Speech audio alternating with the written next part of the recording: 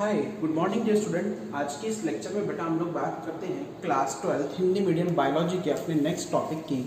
Next chapter हम लोग आज स्टार्ट करते हैं। अगला चैप्टर स्टार्ट कर रहे हैं बेटा। टॉप चैप्टर का नाम है मानव उत्सर्जन तंत्र, एक्सक्रीटरी सिस्टम। ठीक है, अब ये सारे चैप्टर बेटा किस में आते हैं? ह्यूमन फिजियोलॉजी में आते हैं। अब ह्यूमन फिजियोलॉजी में क्या है, जेन्युइनली अगर हम लोग बात करें ह्यूमन फिजियोलॉजी की तो बेटा सुनिएगा, फिजियोलॉजी मतलब मानव शरीर की कार्य की, यानी कि हमारे शरीर में कौन कौन से अंग हैं, वो किस तरीके से कार्य कर रहे हैं, उनके बारे में आज हम लोग क्या करेंगे, पढ़ेंगे। ठीक है, इससे पहले वाले लेक्चर्स के अंदर हम लोगों ने क्या पढ़ा, सुनिएगा मेरी बात।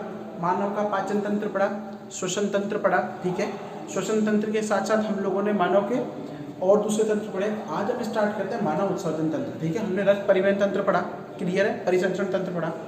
आज हम लोग स्टार्ट करते हैं मानव का उत्सर्जन तंत्र। अब उत्सर्जन से आपका क्या अभिप्राय है? सबसे पहली बात कि सर आप उत्सर्जन चिल्ला रहे हो, मानव तो ठीक है हम लोग समझ गए, तंत्र भी समझ गए भाई, अंगों का समावेश जिसमें सभी अंग एक साथ मिलकर क्या कर रहे हैं, कार्य कर रहे हैं। ठीक है, तो वो क्या कहलाता है, तंत्र कहलाता है।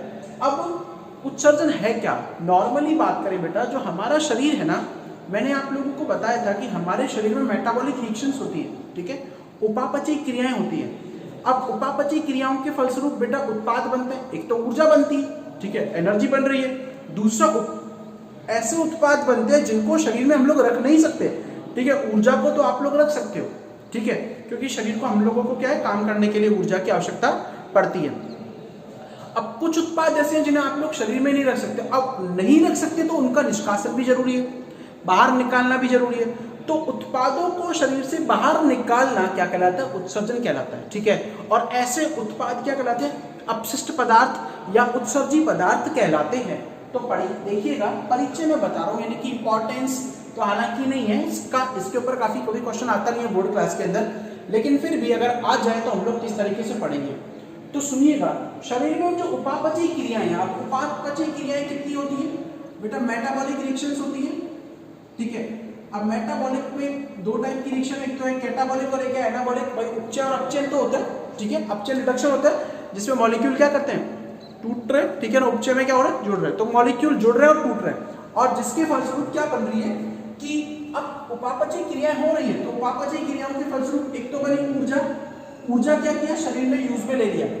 ऊर्जा को शरीर ने क्या किया बेटा, काम में ले लिया।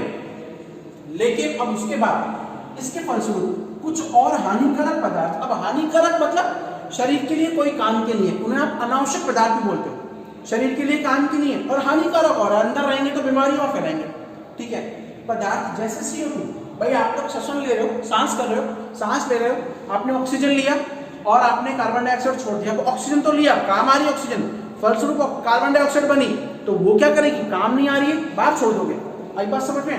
पानी, अब पानी एक्स्ट्रा अमाउंट में पसीने के रूप में बाहर निकल गया, वेस्ट है, ज्यादा रखोगे तो ज्यादा कंडीशन खराब हो जाएगी। ठीक है ना, नाइट्रोजन अपशिष्ट, नाइट्रोजन अपशिष्ट ये इंपॉर्टेंट है, अल्ट्रा इंपॉर्टेंट है। ठीक है, जैसे यूरिया, अमोनिया और यूरिक अम्ल, ये सब हमारे शरीर में बनते हैं। ठीक है, अगर आप बात बताऊं, यूरिया और यूरिक अम्ल, आप लोग देखो काफी लोग क्या है कि टॉयलेट वगैरह काफी देर तक नहीं जाते हैं, तो उसमें बीमारी होती है। अगर यूरिक अम्ल और यूरिया आप ज्यादा देर स्टोर करके रखोगे तो आपके शरीर में जो आपके जोड़ है, जोड़ों में आपका यूरिक अम्ल जमा हो जाएगा और जोड़ों में दर्द होना स्टार्ट कर देगा।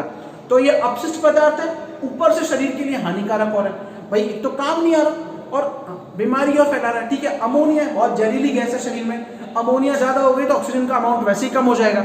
ठीक है, तो ये क्या कह रहे हैं कि अब अमोनिया ज्यादा हो तो एनीमिया की कंडीशन भी आ सकती है, ऑक्सीजन का अमाउंट भी कम हो सकता है। क्लियर है ना?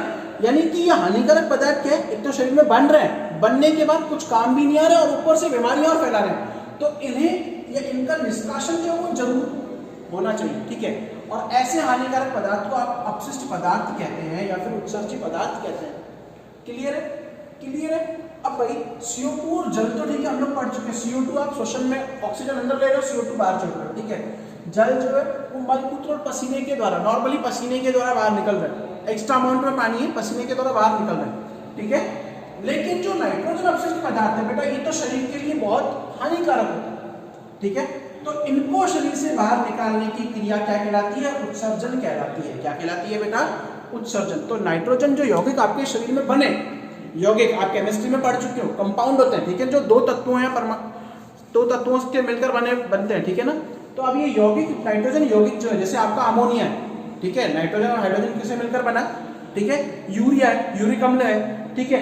तो ये सब आपस में जब शरीर में बन रहा है, बनने के बाद इनको बाहर निकालने की क्रिया क्या कहलाती है, उत्सर्जन कहलाती है। क्यों बाहर निकलना आवश्यक है, क्योंकि ये शरीर के लिए कोई जरूरी नहीं है, ऊपर से क्या कर रहे हैं, ये शरीर के अंदर बीमारियां फैला रहे हैं। आई बात समझ में, क्लियर है। अब इस उत्सर्जन की क्रिया के लिए, इस उत्सर्जन की क्रिया के लिए जो अंग शरीर में सहायता करते हैं उन्हें आप लोग क्या बोलते हो, उत्सर्जी अंग कहते हैं। उन्हें आप लोग क्या बोलते हो, उत्सर्जी अंग या फिर एक्सक्रीटरी ऑर्गन बोलते हैं, एक्सक्रीटरी ऑर्गन्स कहा जाता है।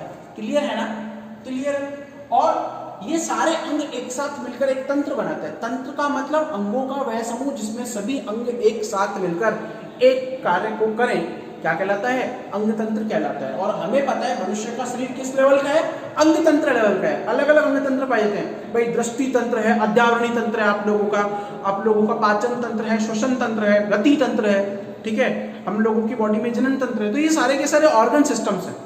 क्लियर है।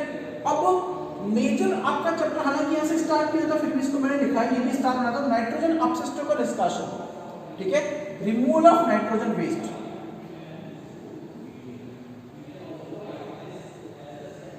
ठीक है, रिमूवल ऑफ नाइट्रोजन वेस्ट कि बॉडी में जो नाइट्रोजनस वेस्ट बन रहे हैं उनका निष्कासन। अब ये नाइट्रोजनस वेस्ट बेटा बनते कैसे हैं, हमें पता है मेटाबॉलिक रिएक्शंस के थ्रू बन रहे हैं, ठीक है ना। और प्रोटीन और अमीनो अम्ल टूटते हैं तो नाइट्रोजन वेस्ट बनते हैं। क्यों, क्योंकि प्रोटीन किससे बने, अमीनो अम्ल से बने। अमीनो अम्ल में कौन सा है, अमीनो ग्रुप है, NH2 ग्रुप है, ठीक है, और COH कार्बोक्सिलिक ग्रुप है।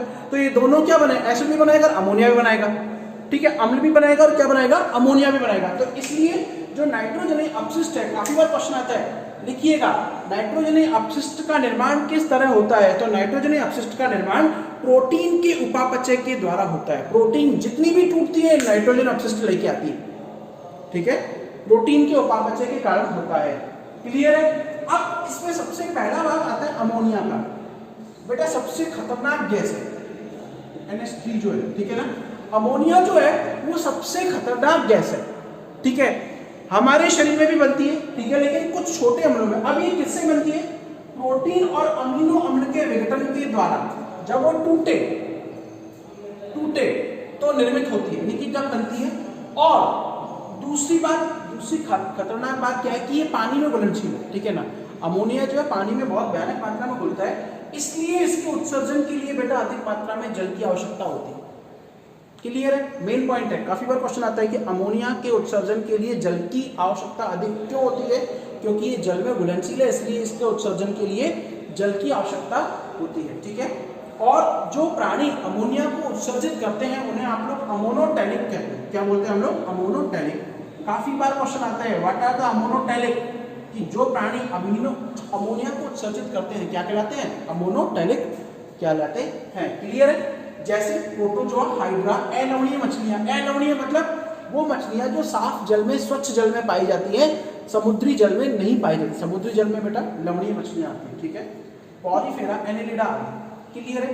ये भी ग्रुप जो है ये भी अमोनोटैलिक ग्रुप के अंदर आता है। आई बात समझ में, आई बात समझ में। दूसरा है आप लोगों का यूरिया, जो आपकी बॉडी में बन रहा है, मेरी बॉडी में बन रहा है, ठीक है। यूरिया जो है वो अमोनिया सबसे ज्यादा खतरनाक है बेटा, मैं यहाँ पे 3 स्टार लगा रहा हूँ, ठीक है, मोस्ट वांटेड। आई बात समझ में। उसके बाद कम खतरनाक है यूरिया, ठीक है, हमारी बॉडी में बन रहा है। तो अमोनिया की अपेक्षा कम हानिकारक, यानी कि थोड़ा कम हानिकारक होता है। लेकिन ये भी क्या है, जल में घुलनशील है। ये भी क्या है, जल में घुलनशील है, इसीलिए इसे भी आप लंबे समय तक नहीं रख सकते हो, ठीक है। अमोनिया तो बनते ही निष्कासित करना जरूरी है, लेकिन यहां पर अगर इसको रखते हैं तो कुछ समय के लिए रख सकते हो, लेकिन लंबे समय तक आप उसे शरीर में नहीं रख सकते हैं। क्लियर है ना, क्लियर है। ओके, तो देखो लिखा हुआ है अधिक समय तक इसे शरीर में नहीं रोका जा सकता है और जल में घुलनशील है, ठीक है। यूरिया को जो उत्सर्जित करते हैं प्राणी, वो प्राणी जो यूरिया का उत्सर्जन करते हैं वो क्या कहलाते हैं, वो क्या कहलाते हैं आप लोगों की यूरियोटैलिक। वो क्या कहलाते हैं, यूरियोटैलिक। अब इसमें क्या होती है, एनेलिडा। एनेलिडा का उदाहरण लिख लीजिएगा, केचुआ। एनेलिड, एनेलिड का मतलब होता है जिनका शरीर जो है वो खंडों में विभक्त होगा, टुकड़ों में, ठीक है, जिनकी बॉडी जो टुकड़ों में। आपने देखा होगा अर्थों में सेगमेंट होते हैं, सेगमेंटेड बॉडी होती है, ठीक है, टुकड़े होते हैं, खंड होते हैं। मछली। अब मछली में दोनों टाइप की मछलियां होती है, अस्थिल मछली और उपास्थि मछली, ठीक है। एक तो जिसमें कांटा है अस्थिल मछली, जिसमें नहीं है वो क्या है, उपास्थि मछली, ठीक है।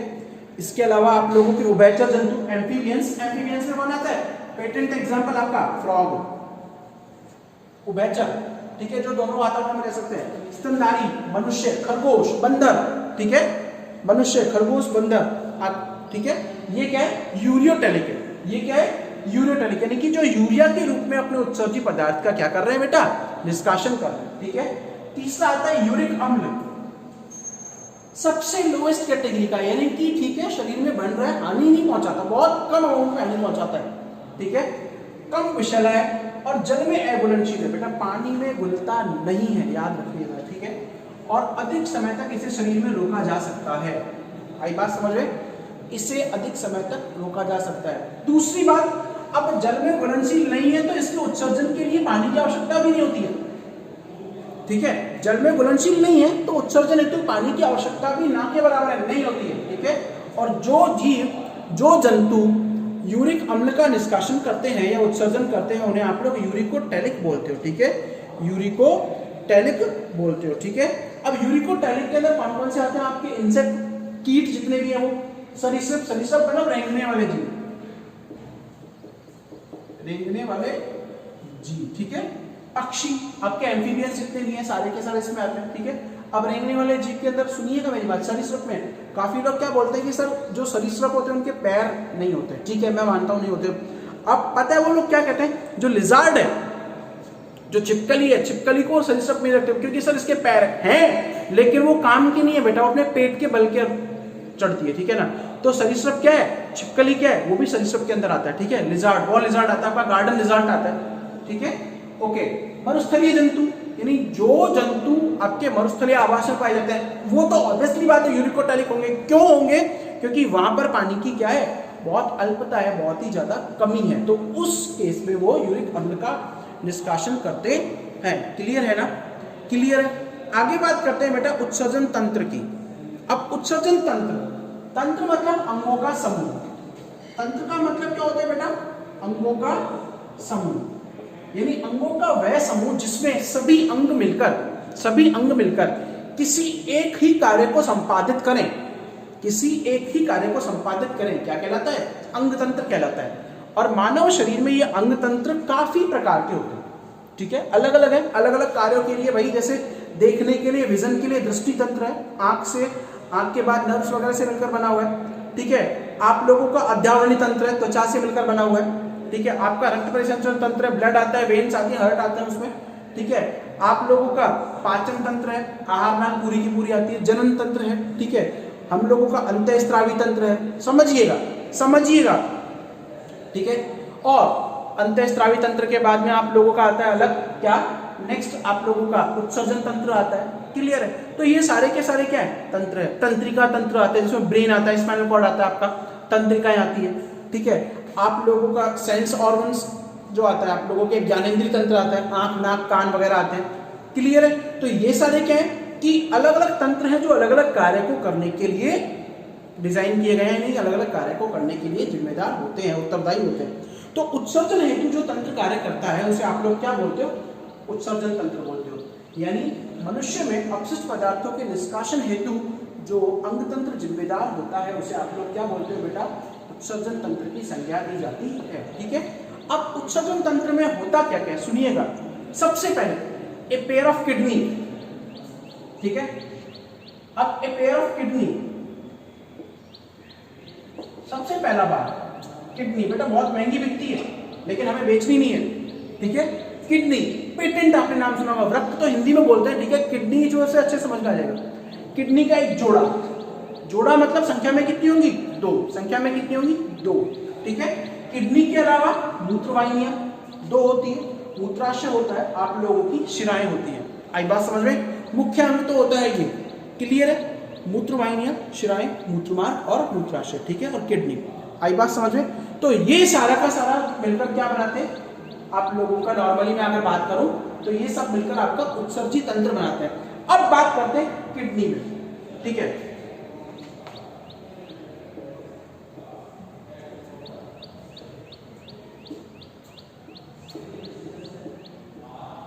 आप लोगों के दिमाग में आ रहा होगा कि सर आप वहां बाएं और यहाँ दाएं क्यों लिख रहे हैं। अगर मैं बात करूं बेटा, अगर हम लोग इस तरीके से करें, आप मेरे फ्रंट में, तो मेरा लेफ्ट पोर्शन यही तो है, ठीक है, मेरा लेफ्ट है, आपका राइट होगा, तो इधर की साइड ये बायां वाला भाग है और इधर की साइड क्या है, दायां भाग। सुनिएगा मेरी बात, किडनी जो है वो एक जोड़े के रूप में होती है, ठीक है। बाईं किडनी जो है वो ऊपर की तरफ होती है और दाईं किडनी थोड़ी नीचे की तरफ होती है। क्यों होती है?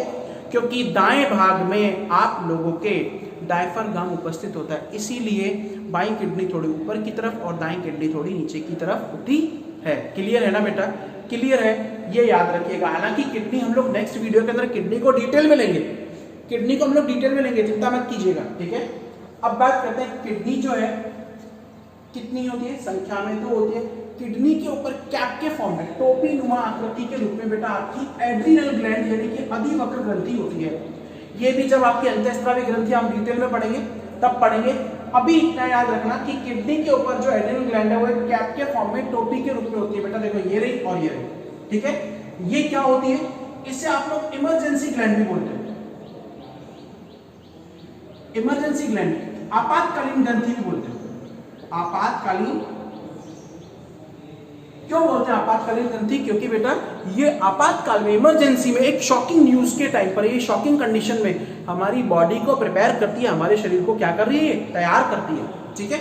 इसलिए ऐसे एड्रिनल ग्लैंड को आप लोग आपातकालीन इमरजेंसी ग्लैंड या फिर फाइट और फ्लाइट, दाबो भागो ग्रंथि भी बोलते हो, ठीक है भाई, गोली दाबो और भाग जाओ, ठीक है, fight and flight gland. Okay, अब किडनी की बात करें तो किडनी जो है, अगर उसकी स्ट्रक्चर की बात करूं, नॉर्मली ये बीन शेप होती है बेटा, सोयाबीन के बीज के आकार की होती है, ठीक है, छोटी होती है किडनी। किडनी की अगर बात करें तो इसको अगर हम काट के देखते हैं तो बाहर वाला भाग बेटा वर्कुट कहलाता है, कॉर्टेक्स कहलाता है। कॉर्टेक्स के अंदर की तरफ मेडुला होता है, मेडुला में पेल्विस के अंदर बेटा ब्रश वाटर सीक्वेंस होता है, ये हम लोग कल डिटेल में करेंगे। और पेल्विक वाले हिस्से के अंदर जो है वो आप लोगों का नेफ्रॉन उपस्थित रहते हैं, ठीक है, ठीक है, क्लियर है। अब किडनी के अंदर आप लोगों की वृक्क धमनी और वृक्क शिराएं होती है। वृक्क धमनी क्या करती है?